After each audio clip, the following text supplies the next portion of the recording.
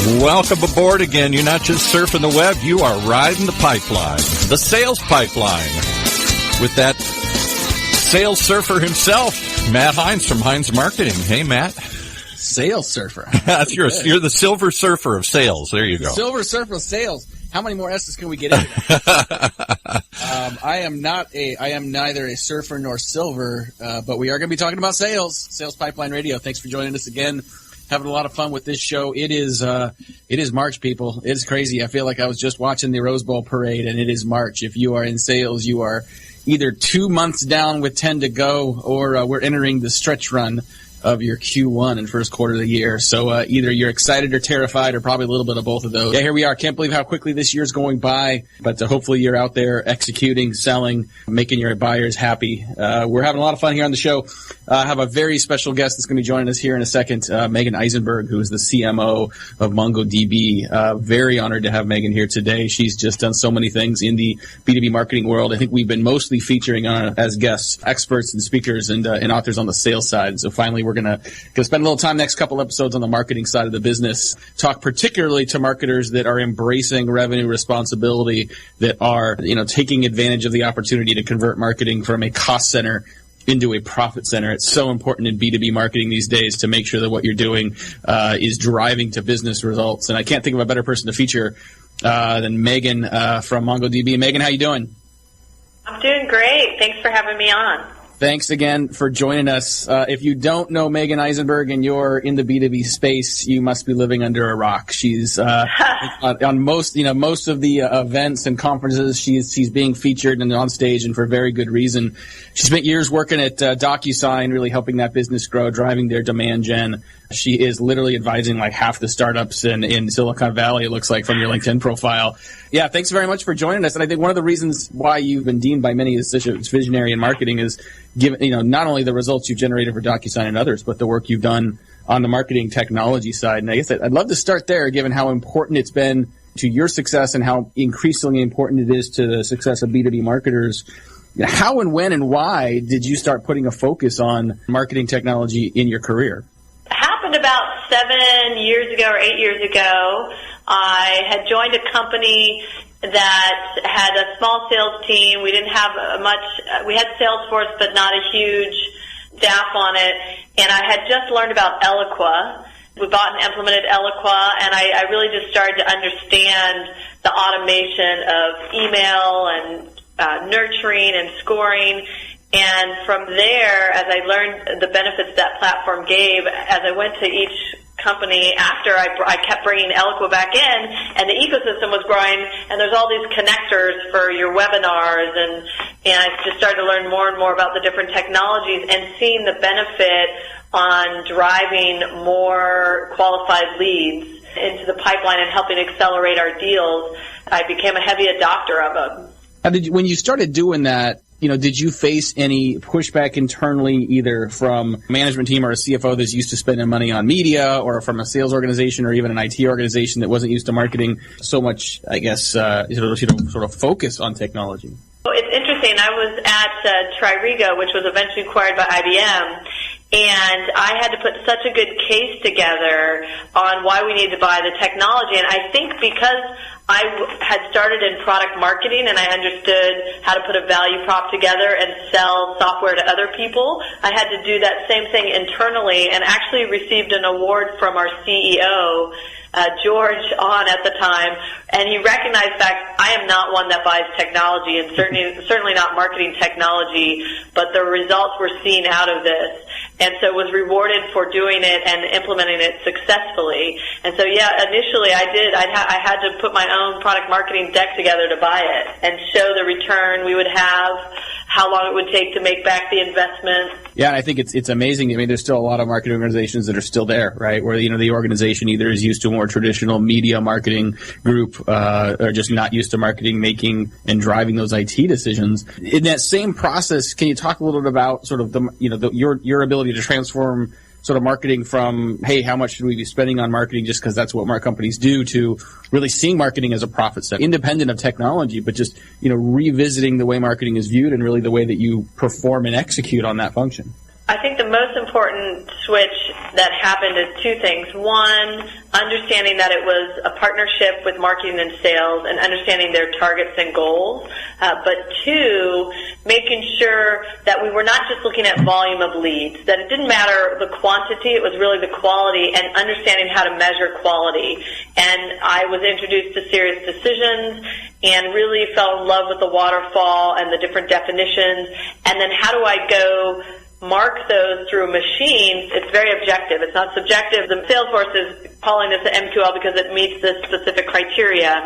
The sales team accepts it and marks it because it is qualified. They create an actual opportunity and then the opportunity closes.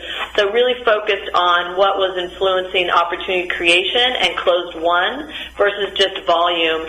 And when you can start to track and show that, then you become more of a revenue marketer than someone who's just solely doing media buys. Absolutely. It completely changes the way the organization sort of looks at marketing. And I was at a conference last week that was talking about account-based marketing, and someone made a flippant response in the audience about, like, oh, wouldn't it be awesome if marketing had a blank check? And the more I think about that, the more I think that the way that you just described marketing, the way you just described how to justify what marketing's doing and to correlate activity and expense to ROI, if that's a positive equation, if you could spend $1 and make $5, there kind of is an open checkbook. I mean, cash is cash, but doesn't that give an incredible amount of freedom and license to marketers if you find something that works to scale that? Yeah, it certainly helps when you go through your budget review for the next year and you can prove what you've sourced. Yeah, for sure. Obviously, cash is cash, and there's always trade-offs. But as you know, there's still plenty of marketers that are thinking about their business and thinking about their budget as just activities, right? They're like, oh, we do this show and we have to do it again because we always do it, and there's really no revenue responsibility behind it. Talk a little bit about, how that works when you integrate with the sales organization, right? Because I think, gone are the days when marketing purely creates a lead, even if it's a marketing qualified lead with agreed upon definition, and just shoves it over the fence and says we're done. What have been your sort of best practices for working with your sales counterparts to create a more integrated and successful funnel? It's based on building the models together. So it's looking at their revenue targets, looking at the average deal size from the past year, the historicals, looking at the conversion rates at each of the stages, and backing into what does that look like if we want to hit these targets, and also putting the length of your sales cycle in there from a velocity standpoint to understand what do we have to deliver at the top, middle of funnel for them to make their targets. And then actually working with them, who do they want to talk to? Here at MongoDB, developers are doing awesome things with it, but the ones that are taking it into production are IT management and DB admins and operations. So while we have a lot of developers, 10 million plus, working on MongoDB, the ones that sales really wants to talk to are the ones that have the budget and are managing it in production in these mission-critical environments. And so it's truly understanding that definition and making sure we're delivering the people that are going to pay, not just the people using the open source software, but those that have a need to manage their MongoDB instance, secure it, and optimize it. Can't imagine a whole lot of marketers or salespeople disagreeing with that definition, and I think strategically it makes a ton of sense. What I found in some cases is when the rubber meets the road and you end up delivering a smaller number of leads, right? When you end up generating leads that don't go to the sales team, when you're up into the right chart of lead volume, now all of a sudden gets a little more complicated. There's an executive team, there's board members, there's investors that don't always understand that. So what have been some of your best practices, or what have been some of your experiences, I guess, of trying to communicate that more advanced vision of pipeline contribution from marketing beyond pure quantity of leads? I mean, if I just look at MongoDB, we send 18% of all leads that come in actually go in front of sales and are assigned to sales. So we only assign MQLs. How we show from the quantity standpoint is every dashboard that we're showing ties to influence on the opportunity and the deal closing. And we're agreed upon the process. We've got a technology in place called Full Circle CRM, which is an agreed upon way of attributing source and influence that we've made a decision as an organization of marketing and sales. And so how do I sell it? I'm very aligned with our CRO, Carlos. We have to partner. We agree where we see issues, we work together to solve them. And so it's very much a partnership. And if I didn't have that partnership, I don't think we would be successful, or I would be successful. So, and part of that is making sure I'm listening to what they need, making sure I'm showing them the results, and that I can back up what we're doing and why we made the decisions we made. And when we do something wrong, we have full disclosure. Hey, we messed up here. We're not going to do that again. Learn from it. Move on.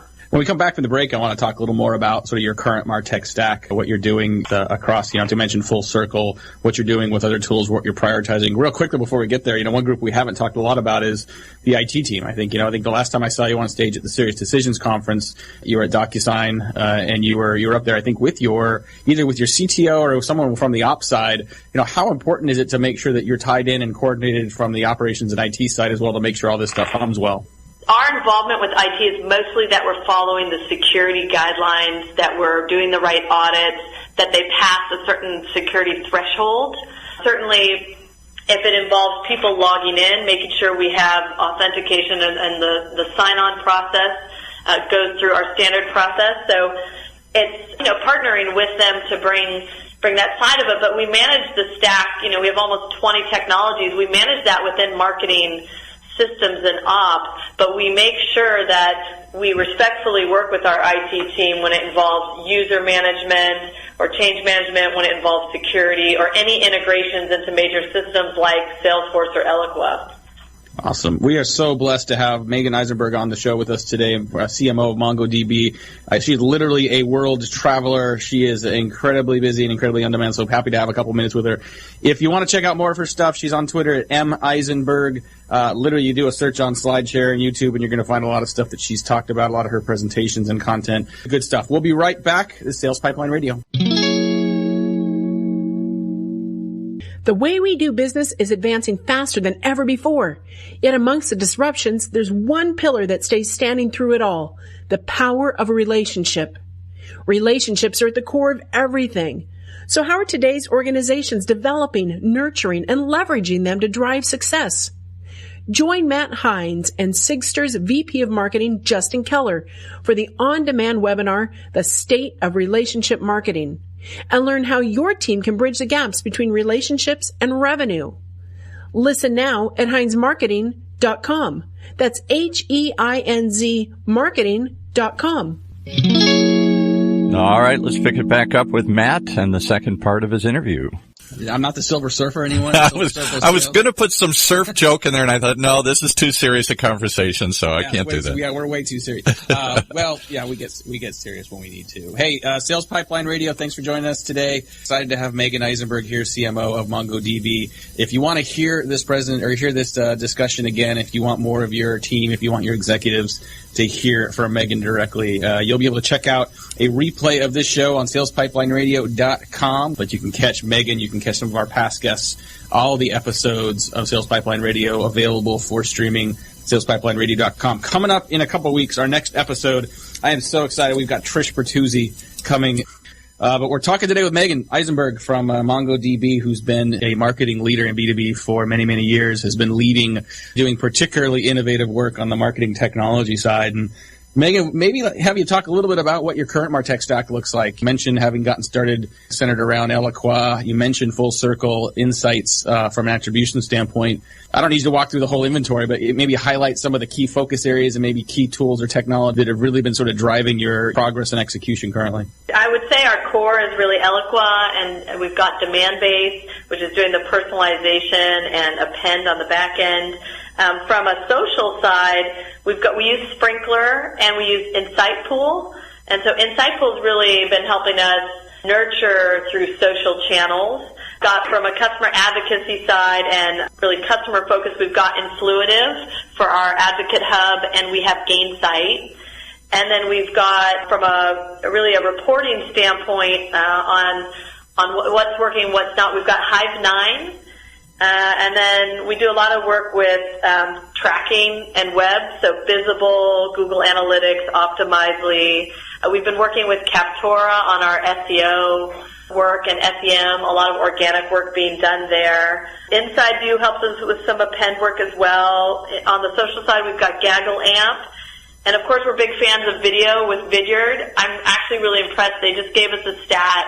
Our customers really engage with us over video. We had over 150,000 viewing minutes per month, and their average customer has 14,000. Wow, so a lot amazing. of folks are engaging with MongoDB over video, and that's not even our university videos. That's specifically webinars, customer testimonials, and such. So I'm definitely excited to see what's going on in video. And that's amazing. You know, as you went through that list, I could literally hear hands cramping from people writing down what Meagen's, secured, because writing down what your stack is currently. I mean, you've been doing this a long time, I think, but I think for a lot of people, thinking about that list is intimidating, right? And so I think, if you were to prioritize things, if you were to sort of addressing people that maybe, need to start from square one, if there are particular tools that are important, fine, but are there particular functional areas, are there particular sort of needs or marketing objectives that you think are most important to address with technology first and foremost? A similar stack out at DocuSign. It took over 3 years.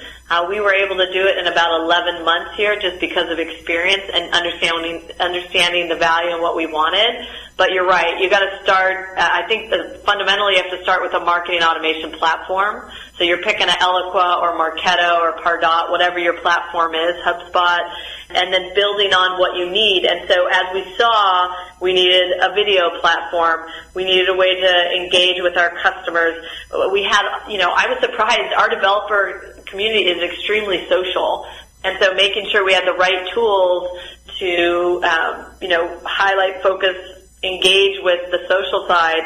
We picked a tool pretty quickly, and that was the Sprinkler one and Insightful. And so, I think it's dependent on your business and how your customers or prospects like to engage. And so, get your core platform in place and then figure out those channels and what tools are going to help you. And then I think everyone has to optimize their website. And so half our stack is what we do to optimize and the experience, our web properties. We have .com and .org. Nice. You have years of sort of not only using but also evaluating technology solutions, speaking to vendors. I know that a lot of people that even if they have experience, it's very easy to get intimidated and confused. You go to a Marketo conference, you go to Serious Decision Summit, you go to Dreamforce, and everything sounds great. Like you're going to hear a lot of great stories. No one at their booth is going to say you don't need this. So what are some of your strategies for filtering, for evaluating? Are there particular questions you ask or things you're looking for to help you sort through everybody and find the tools that are going to be most or likely to be most valuable to you? Yeah, so a couple things. Every week I probably meet with a minimum of 2 vendors, at least 30 minutes, so I'm understanding and keeping on top of what technologies are out there. So that's part of it, is continually talking about it. I also do a lot of talking with my peers. I love Nicola Draka over at Twilio and Scott Hutt over at Elastic. Just like keeping up with my peers. Hey, what are they seeing that they love and that they're getting good, return on and results? And so I try and really keep up with my peers. And then, of course, having used it, when I get good results, taking that technology with me to the next job. And so my advice would be take the time to evaluate and do it on a regular basis, and then network. At these conferences, talk to your peers and ask them what they're using. Yeah, absolutely. I think we've got a couple minutes left before we're going to have to wrap up. But, I'm curious, stepping outside of the tech world, what does your marketing team look like now? I mean, you joined Mongo, I believe, about a year ago. Just curious what you've done as you've built it. What are the functions you've prioritized? What are the groups? And, you get into as much detail as you're comfortable giving, but would love to hear sort of how you're prioritizing staff and resources as you grow. Yeah, I joined. We're about 28 folks on the team, and we're now 36. Fortunately, I came into a very strong team, just needing the technical, I think, support and integration guide. So I really started out by bringing in a marketing technologist who was awesome at the technology, awesome at the website, and awesome at operations. And so he really came in, and Ryan Schwartz, he came in and built out the team, brought in some front-end web developers, and we had an existing marketing operations automation platform team, and they were awesome, and they learned Eloqua very quickly. So that was one main focus. And that was really getting an understanding of the data we have today. What are our what are we looking at? What's working and not with the current systems. And then the second piece of it was everyone's job was kind of owning social and digital. There wasn't really a clear leader on it, so I brought in a leader to run social and digital that really cleaned up all of our channels and properties, brought in Sprinkler, best practices, worked with HR, worked with university and engineering, and has done an amazing job this past year.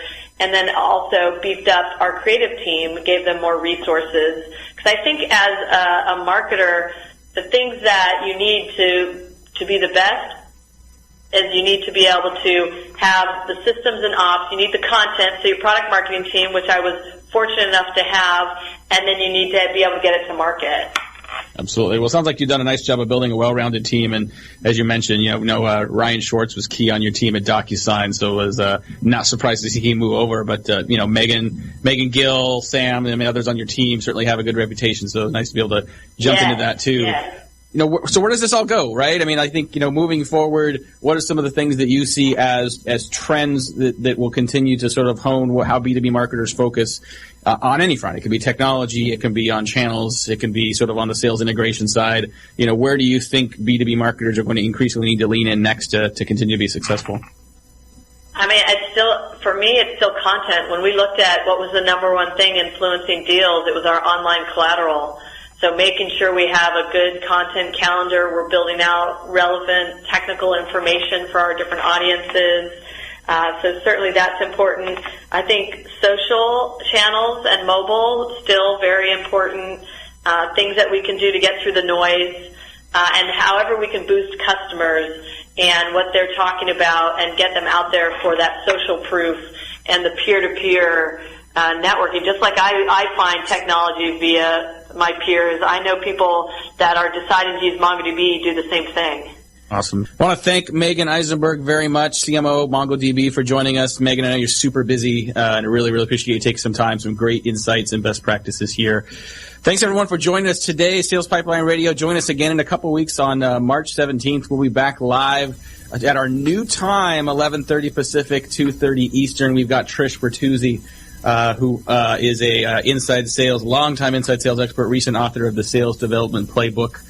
Check her out in a couple weeks. We'll have Megan's episode on replay up on salespipelineradio.com. She'll be joining Aaron Ross, Joanne Black, Mike Weinberg, and many others. We've included as Sales Pipeline Radio guests in the past. If you're interested in joining Sales Pipeline Radio, if you have an idea for a guest, idea for a topic, please check us out.